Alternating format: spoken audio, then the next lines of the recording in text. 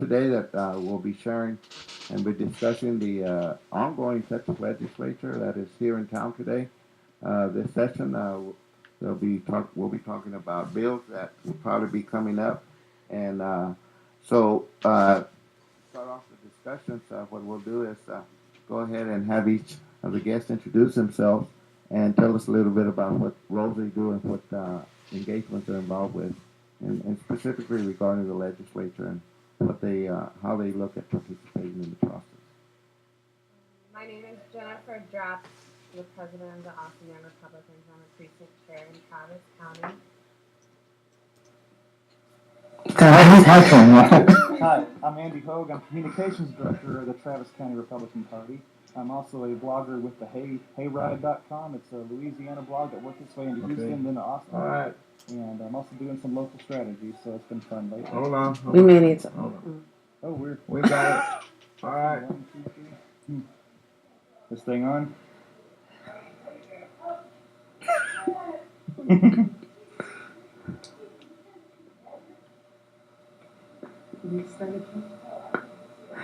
Should we start over? Oh, I hear now. Should we start over?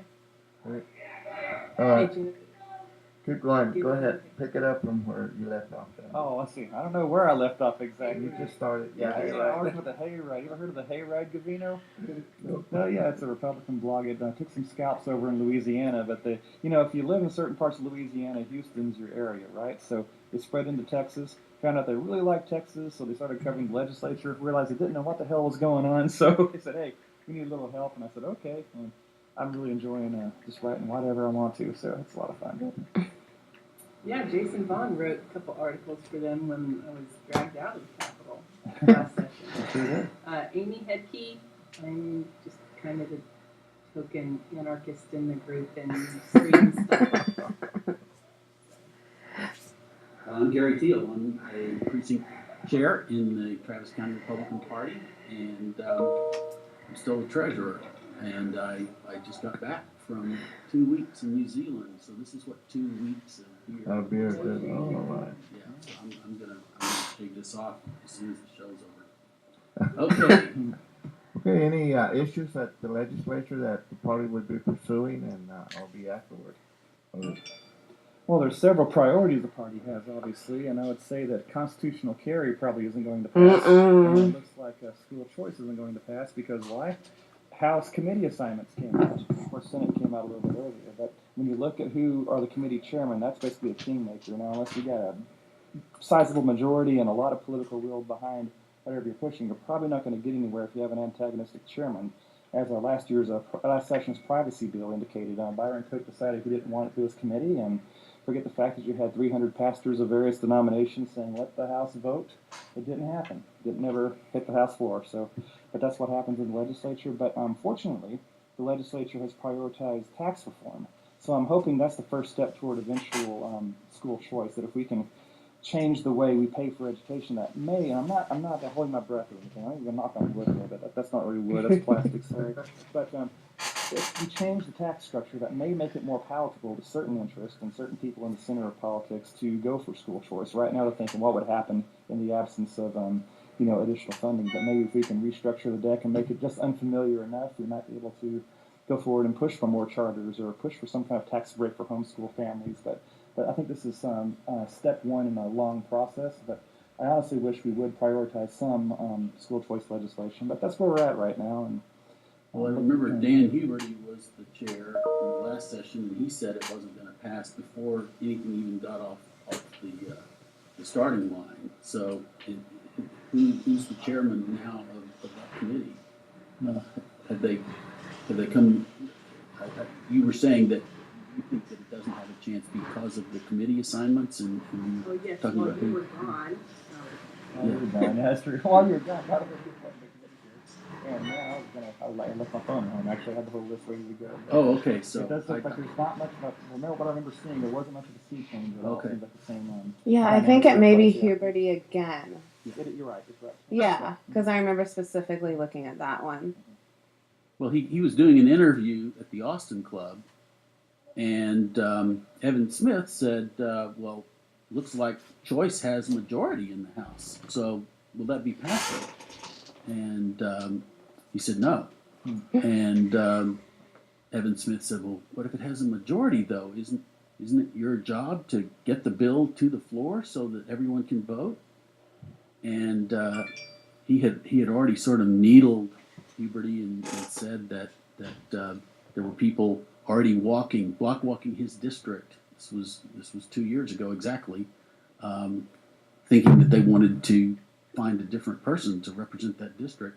And so he was just knocked off balance, and Evan Smith is, if anything, a very intelligent and good interviewer, and he got Dan Huberty to blurt out, my job as a chairman is to protect the members from difficult votes.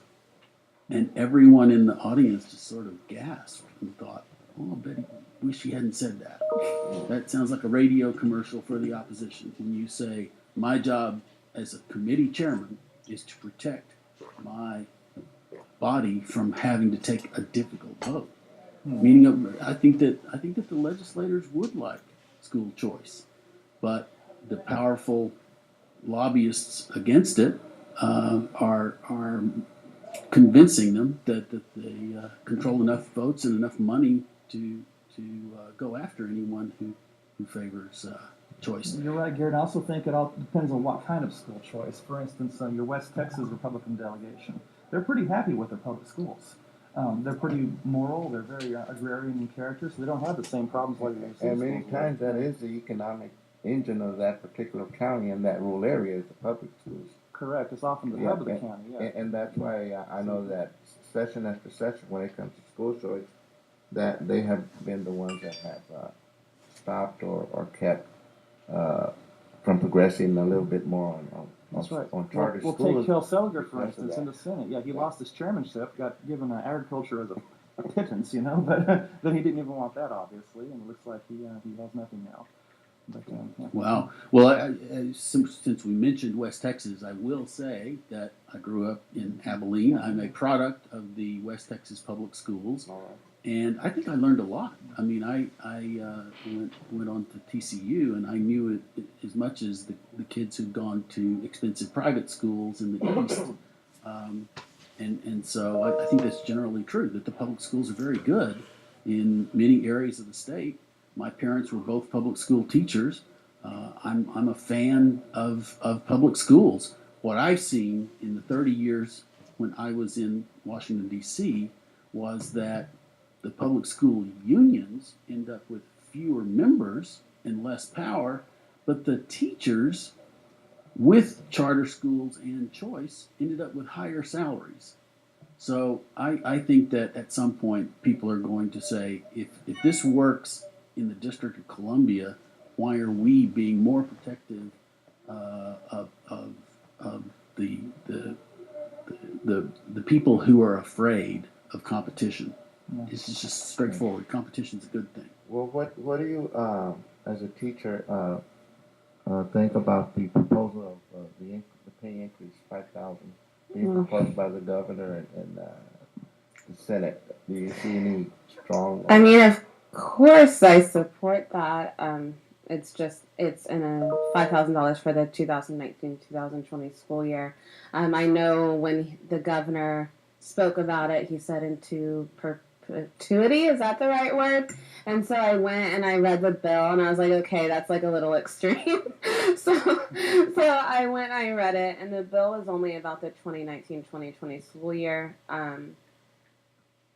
That, of course, I am in support of. $5,000 every year after, that's a little extreme, and I don't know how we would ever be able to sustain that. Yeah. I think he meant that they wouldn't take away the $5,000 after that first school session.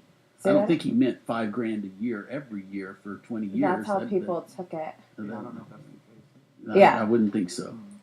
But you never know. The legislature can do whatever they want to between now and signing day, so they could surprise us. Yeah. Can we ask Amy what the homeschooling community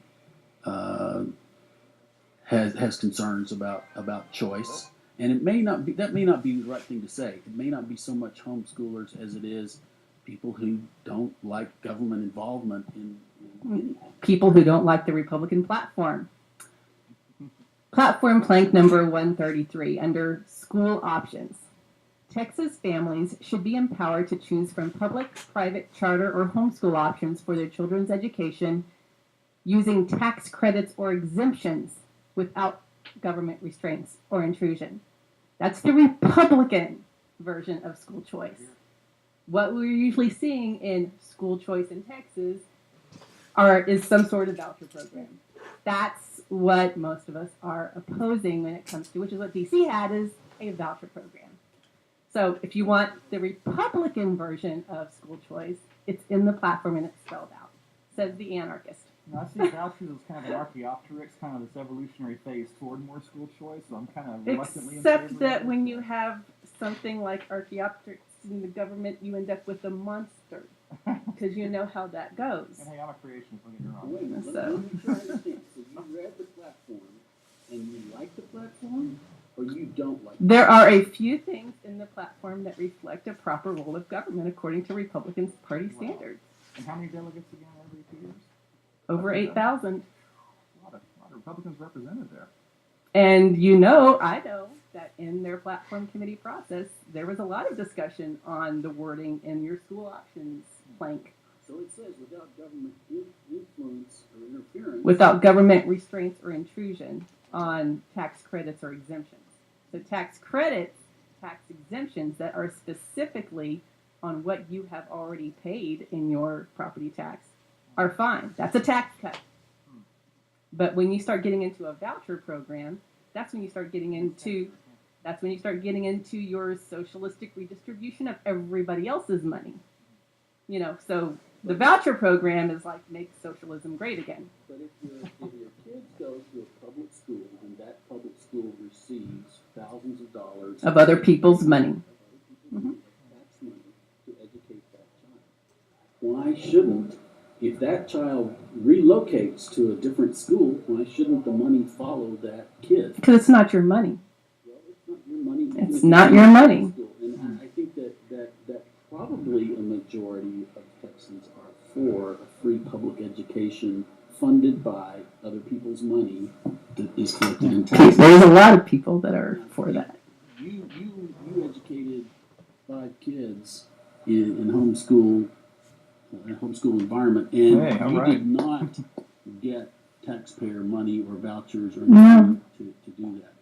And you would not have wanted I'll take- $6,000 per kid per Mm. year. Wanted is one thing. Taking is a whole nother thing. And so it's like right now in Texas, you already have the option to participate as homeschoolers in certain public school activities. And Can I ask you 2 questions? we never did that. I'll Yeah. ask a question to somebody that's outside the Austin Beltway. Mm-hmm. You know? Yeah, I'm not from Austin, guys. Yeah. Well, one, you know enough about it. You're a good archaeopteryx there. Okay. One, do you think the average person outside of Austin understands what's going on in the legislature in terms of school choice? So they think that our Republicans I are don't honestly think fighting even for it. most people in Austin understand that. Okay. I think Even some of the legislature. even some of the, you're right, So yeah, most people don't understand it. As a homeschooler, as someone who is politically active, I got involved with Texans for Homeschool Freedom, and we started dissecting the school options, the school choice, the educational savings account, educational subsidy account issue back in 2015 and 2017. And I went to the Huff Hines town halls, and I went to listen to Randon Steinhauser's, stuff about that. And yeah, I'm sorry, but a little plastic debit card with other people's money on it is not in support of either liberty principles or basic Republican Party principles. That money that we've already paid in property taxes and other Give it back. taxes, it's being sent right now to the public school down the road from Stop sending it to them.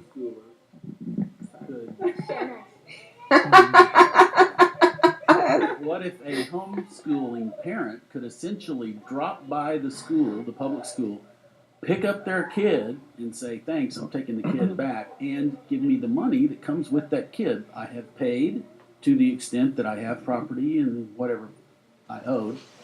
I want my kid back, and I want my money back. Is it really, that sounds okay to me. Is it really more a concern that if homeschoolers took a big old check from the state, the very next thing that would happen would be someone would pull up in a car and say, I'm with the state, and I would like to inspect your home school. I'm sure that some people do have that concern. That's not my concern. I would say that if you're going to take your kid off the plantation, leave the chains there too. Like that. Second question, Amy. You mentioned exemptions on the platform, and last I checked my my taxes, not to tell you what kind of house I have, I was paying about $4,000 to my local school district per year, and I haven't shopped around in a few years, but the lowest level private education I could find was about $4,000 per session. Would it be within the bounds of the platform for us to give homeschooling and alternative schooling families just a tax break, just give you that money back, take the pressure off the education system, and That's what it is, right there. Yeah. yeah. Why is that so hard? What is that an ESA? Or is that No, that's what the that's platform. a tax break. He's talking about the tax, the tax break. And we never hear about that ever. And and Yeah.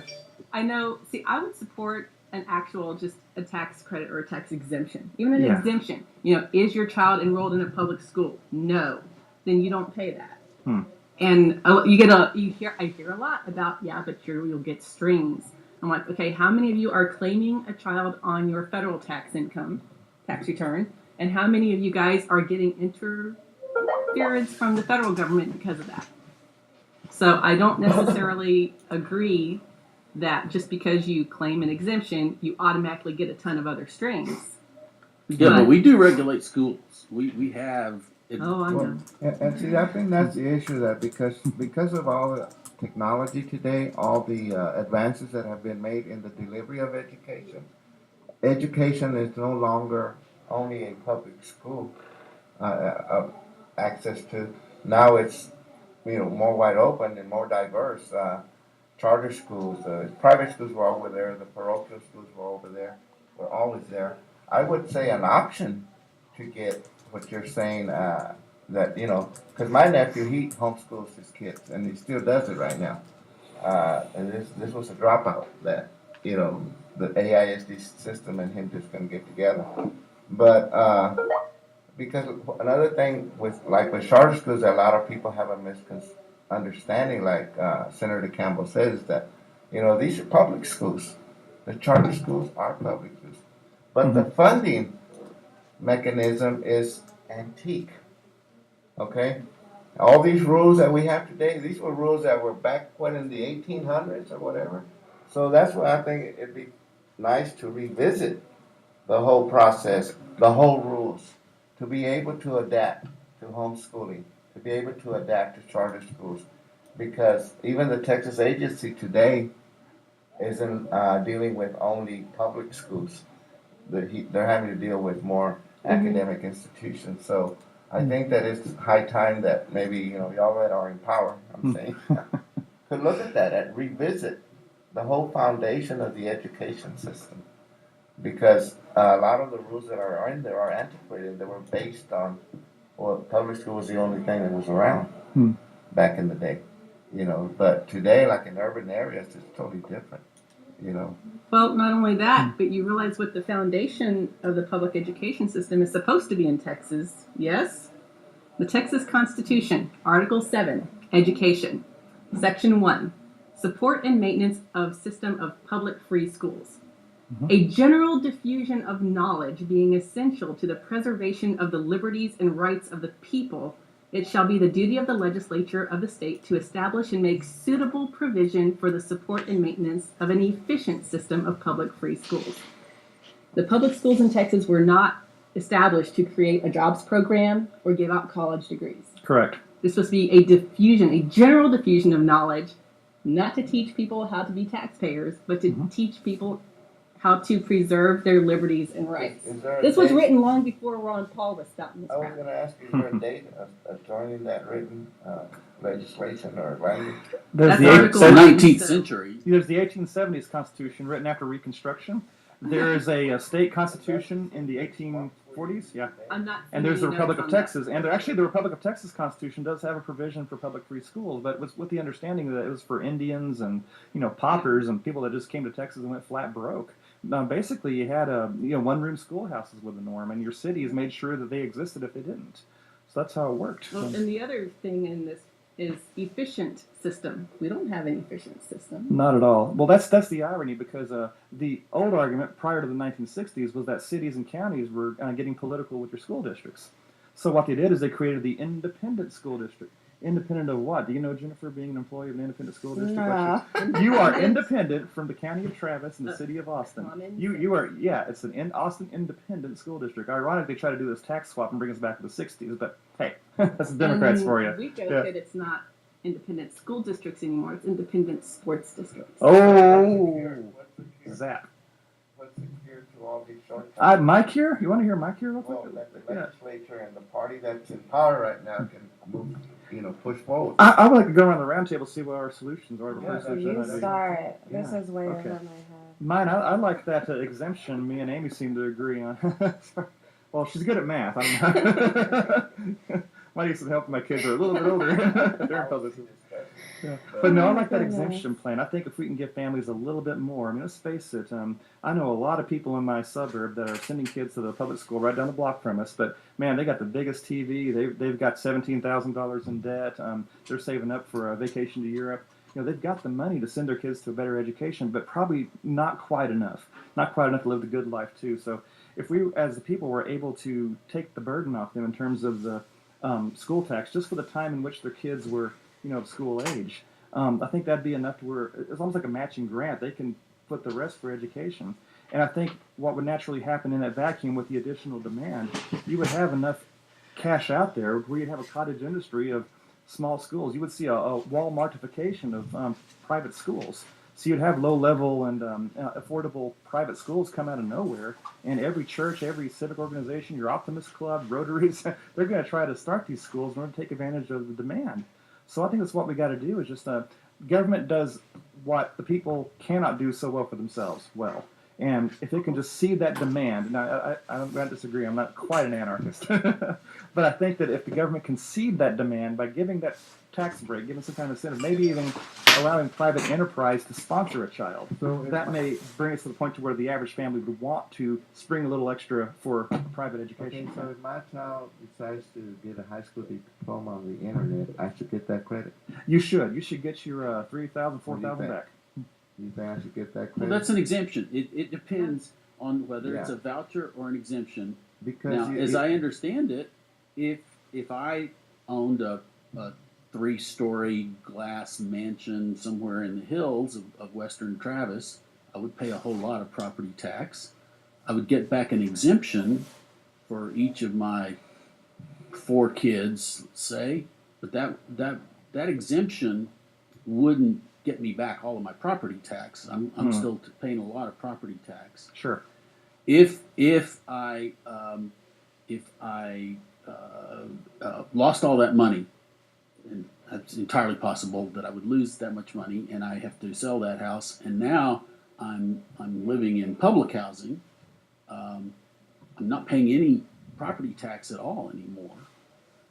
An exemption wouldn't do me any good. It wouldn't give me $1. But at least the rich people would get an exemption.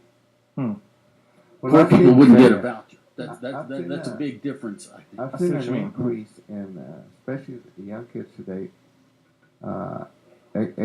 expediting their high school diploma by going to the internet. Mm-hmm. I mean, there's Yeah. just Yeah, in the state of Texas, Yeah. homeschoolers don't have to prove anything. I can say my child has graduated at the age of 12 Yeah. and be done with it. ABC Mouse. so. In trying to explore cures to some of the symptoms, what is it that, because again, we're the taxpayers, and in trying to come up with a new system that will be able to address how education is being delivered today, Yeah. is something that I think that, I don't know, even the taxation, the issue, the Robin Hood thing, I mean. But hey, I'm turning 65, no more school increases. Well, I think that Increases, yeah. I Who's going to pay?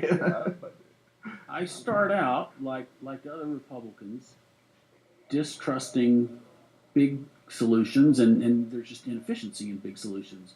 I mean, the Defense Department wastes billions and billions of dollars, but there's no alternative really. We can't have an Austin Navy and a Waco, Army and all that. We have Cajun Navy. Sure we there can. you go. Well, anyway, It's the militia, right? Come on. anyway, It's the Constitution. that aside, going back to education, Rabbit trail. I start out wanting taxes to be low for everyone and wanting people who make money to be able to keep their money.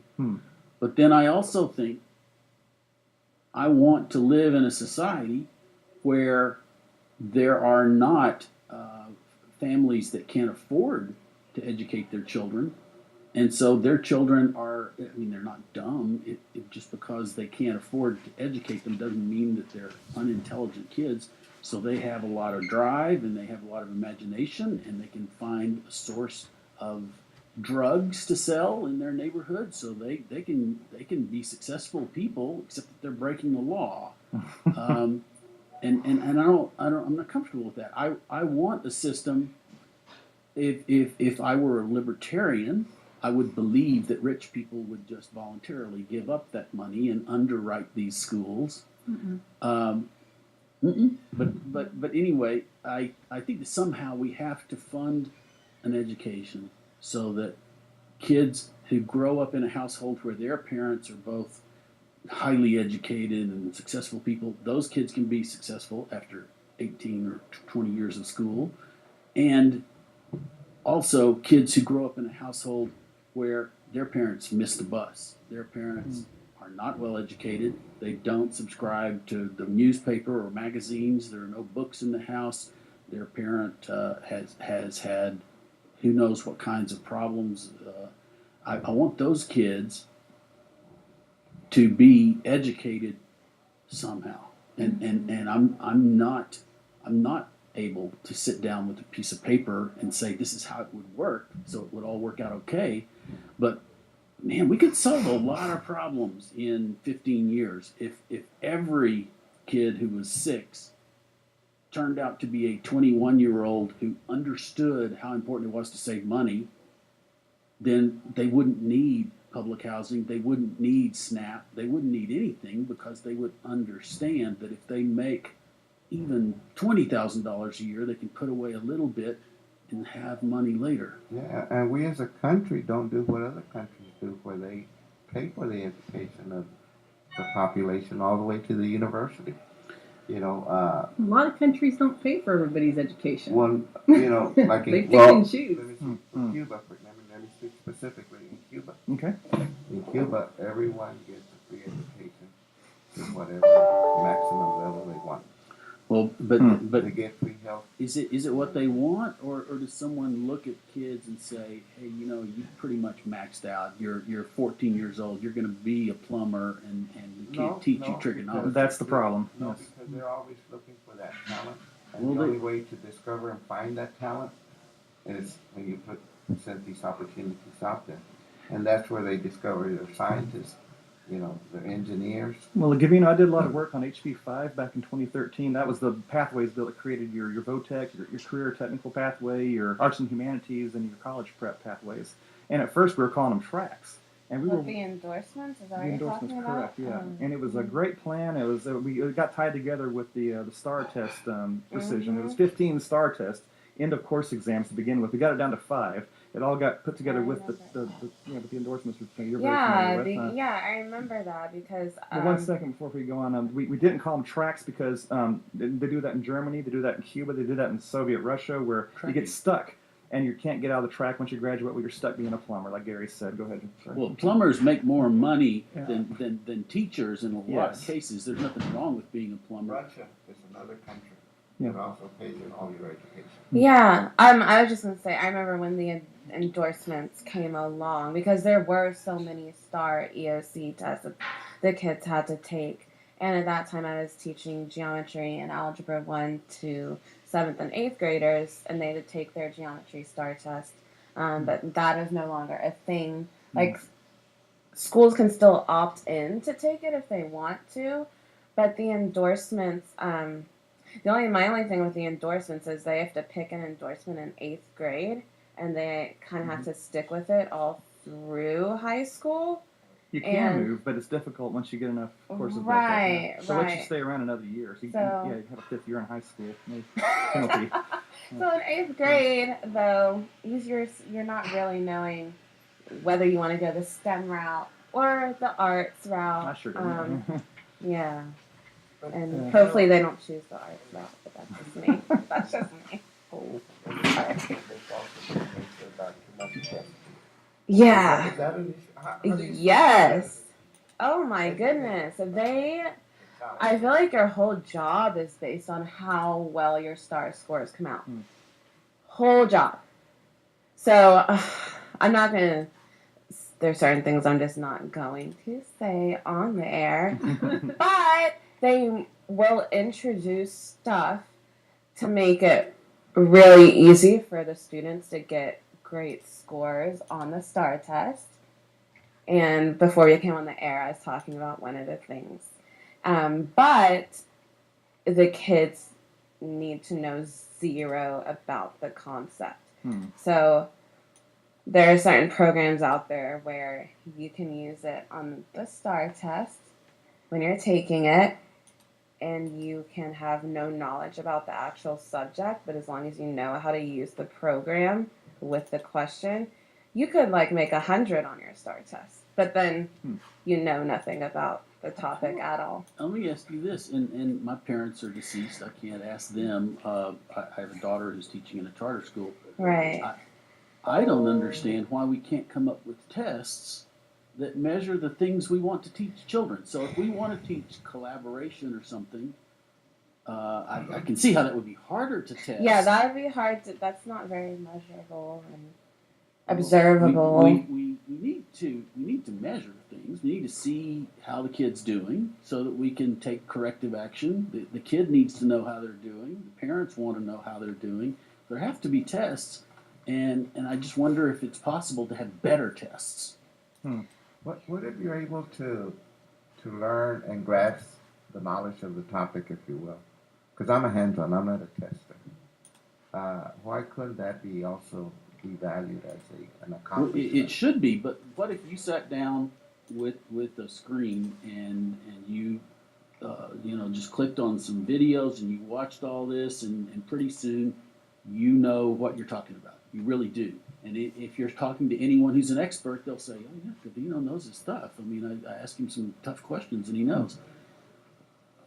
Shouldn't there be a test that you could take? You say you're not a test taker, but if someone said, how many? Well, that's where the hands-on comes in. The hands-on experience, speaks to the measurement versus a test. For example, there's the motor. Put it together. I can put it together. That's but- another great But- example. It'd be hard to do, but ask me to read the instructions Right. on how to put it together. I'm not going to get there. But there has to be some way to hold teachers accountable for the subject they teach. I don't think the STAR test is awesome. It's just really changed how we teach. I mean, we teach to the test, but there has to be some way to measure that a teacher is successful in their teaching. And I don't know what the perfect answer is, because if they connect student performance to performance on the STAR test, which they haven't done in my school district, and I worry about how that will really change everything even more. But there has to be some way to hold teachers accountable, and I just don't know what the correct answer my is. theory about that is that the worst possible system is the system where we give people a certificate and then we give them an extra $2,100 a year every year, whether they perform or not. Everyone's on the same track. You get something mandated by the results of a contract that was negotiated ahead of time by the union officials in the school district. That doesn't work in my book because that's not reality. I think that what you need is managers or principals who are empowered to make those evaluations. There you go. And I hear teachers And they saying, do I'm make- scared of that because what if I don't get along with my Well, principal? the principals do make the evaluations. As far as there's a couple things that go into just deciding if you have a job the next year or not. Right, right. And the principals do the evaluations, and that actually they've gotten a lot better with the parts and domains of that observation and evaluation throughout the year I'm that really they do. comfortable with that model where Yeah. somebody has to hire and fire the principals too. So they have to know Yeah, that the principal's doing a good job. But if the principal is doing a good job, then they know if the kids come out of that classroom when the bell rings and they're all talking about the subject and they're saying, wow, that was really interesting. Right. And then the next classroom over, the kids come out going, it's disgusting. I didn't learn a thing. Right. I'm angry. Then they know which teachers are good, and they can say, okay, I'm going to give a bonus to this person, and I'm gonna tell this person they need to look for another career or a job. No, I agree, and luckily I have my appraiser at school. Like she's great with that about figuring that out, but I'm sure not Appraiser, everyone. is your appraiser your principal? It's your There's an assistant principal that's Okay. assigned to you. Okay. Yeah. But that's an interesting challenge to try to gauge academic achievement with 20 different minds. Because, for example, I'll now use my nephew, for example. He was a traditional public school student, right? So if that was the case and I'm teaching him, well, then that's not going to make me look good because he's going to be failing and not interested in whatever. Yet, he leaves the school system, studies at GED for a month, and gets his GED. So here we're measuring him that he's a failure, that he doesn't come to school, that yet he goes out on his own, performs on his own.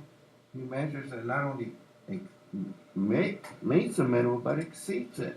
Did that system work for your nephew? Like Yeah. he got out, he got his GED, He's homeschooling his kids. and so All right. I was a high school dropout.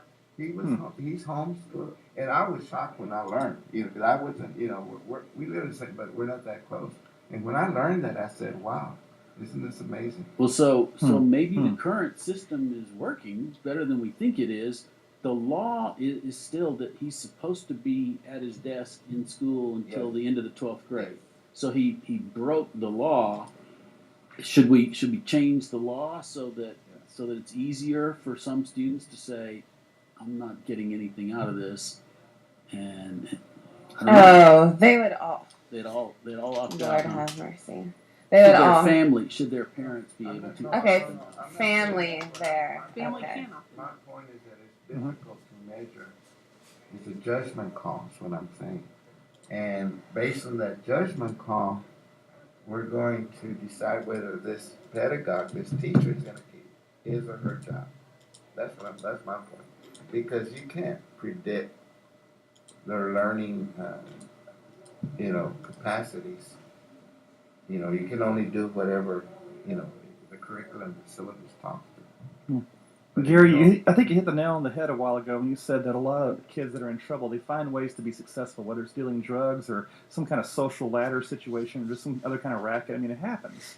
I think we had a problem in the 90s with a lot of teenager girls having babies because they realized, okay, I'm getting all this attention.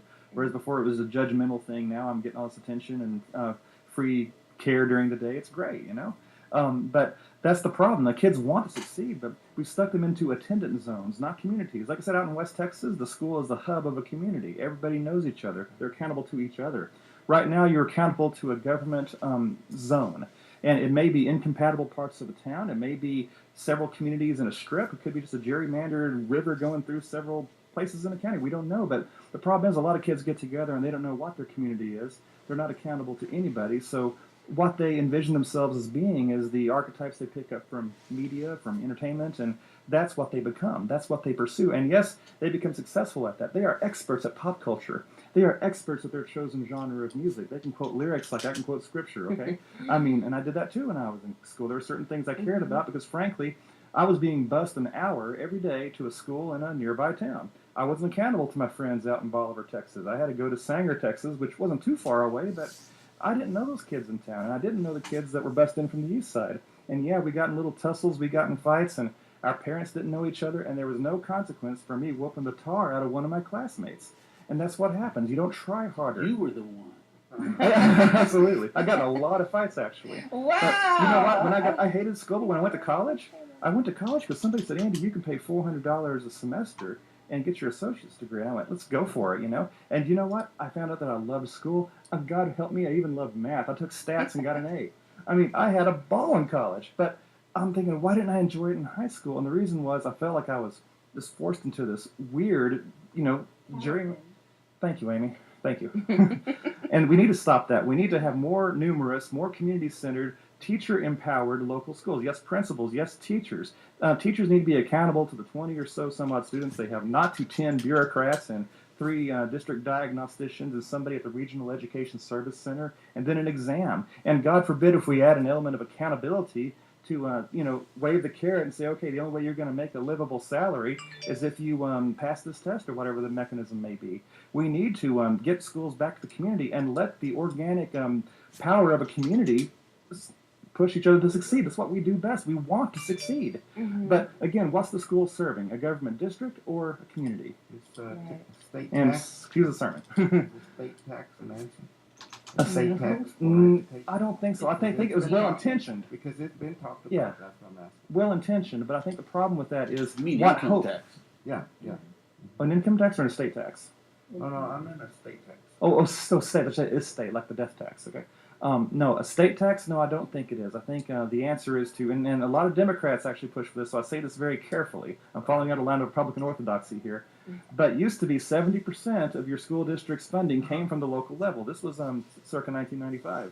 At some point after No Child Left Behind, it flipped to where the state was kicking in a number of that dollar that was over the local amount. And then there was federal funds that came in through various formula funding mechanisms. And before you know it, we were following this trigonometric formula that took several pages in the education code to figure out how much money a school district got. And it got complicated to where, you know, yes, if you take a student away, let's say if you want to relieve the school district the burden of your student and homeschool that student, well, guess what? That means if that student has the right demographics, if they're of a racial minority group, if they're of a certain income level, if they're on a free school lunch, that's a lot of federal money the school doesn't get. And so that's why the bureaucrats are scared. They're like, well, this means certain students that really need the help, you know, our poorest of the poor, our underperforming students, if they're taken away by charter schools, if they're taken away by private schools, ABC Mouse, whatever, yeah, the federal funding we're going to lose is tremendous. And they fight for poorer students. They You just said two completely opposite things. Go ahead. But I don't think that you're wrong about what they say. They say these are the students at risk, and we're really worried about them, and we don't want to lose them because if we lose them, we'll lose a whole bunch of dollars. And that's what they want. That's the real. Yeah, and to add on to that, it's something that has always really just like blown my mind because school choice, it benefits the poor kids, the poor families. Like that is who it benefits, and usually that's something that Democrats are like they say they're for. Like what's her name, Kamala Harris or whatever?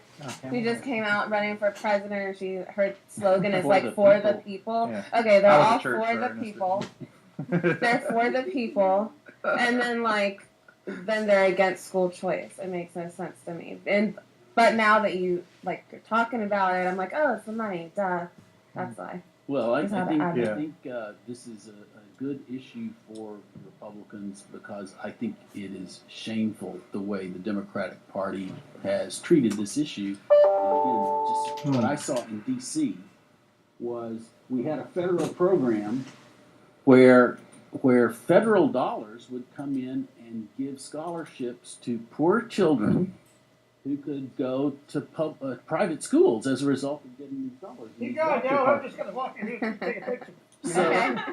We had a little technical difficulties today, but you know. Right. So It's from Mars, trying to park from Mars. All right. So my point would be that Didn't want to that distract you, Gary. I know we can't do that. You're a professional. we had members of the D.C. City Council saying, we don't want this money. We don't want these kids to be able to go to these nice schools.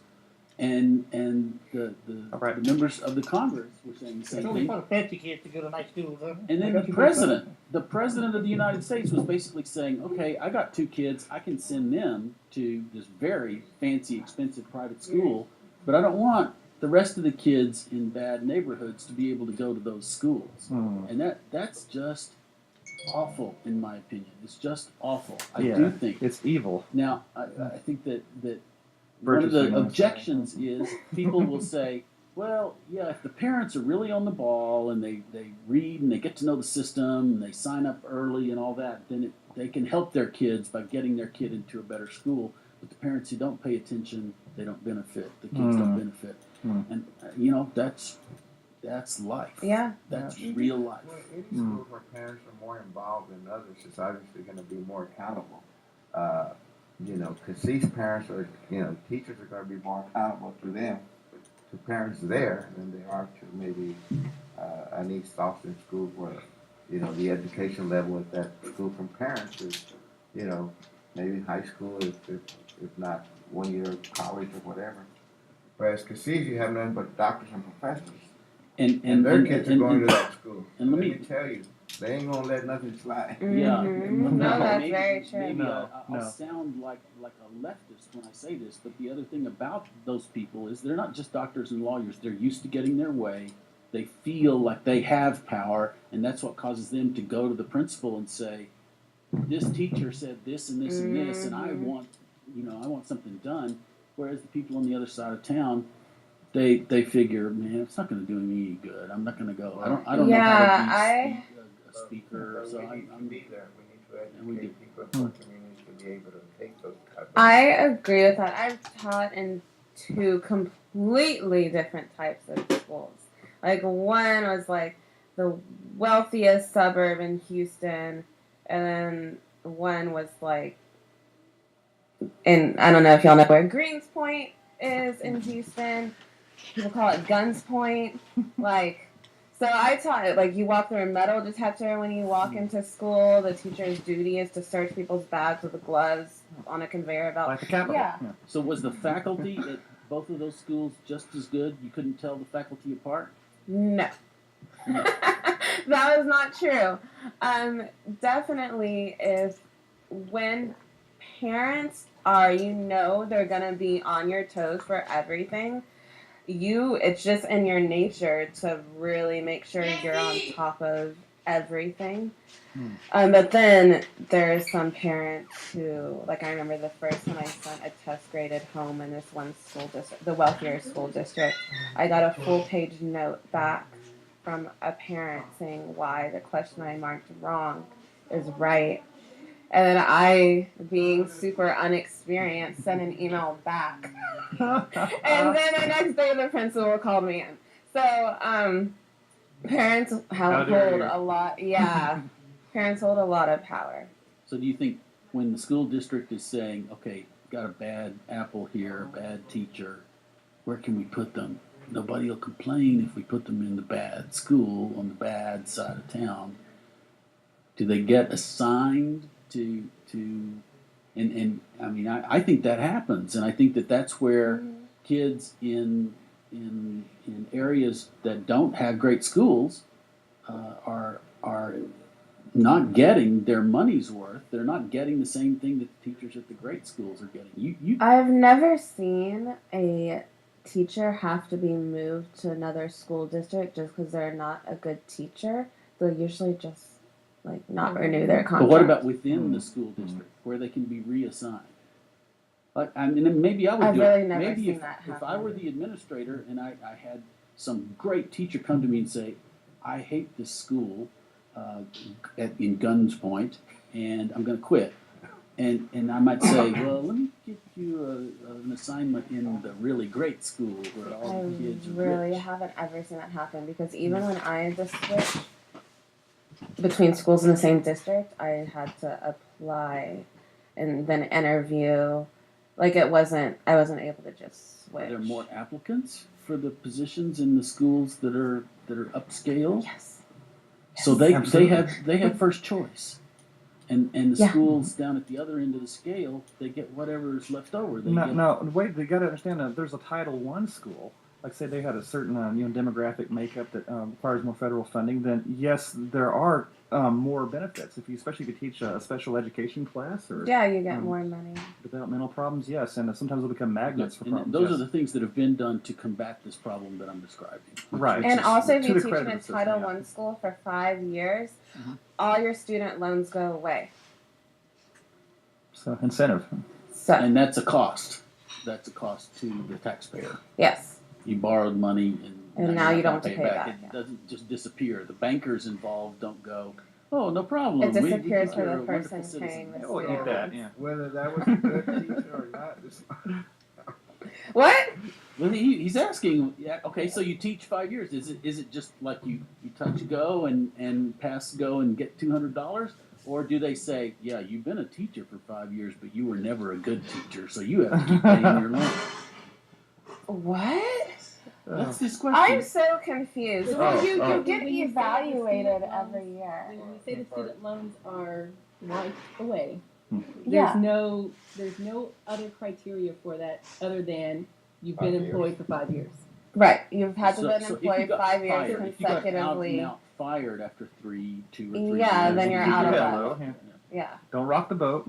Don't be So too innovative. Even if you barely passed all of your evaluations, you still get that. Yeah. Stand up and say the no place for hate pledge every morning, and just be a good bureaucrat. Yeah. Gotta get through my 5 years. We have 5 more minutes. You got 3 more 3 minutes. more minutes. We need to wrap it up. I gotta come back to the Cuba thing.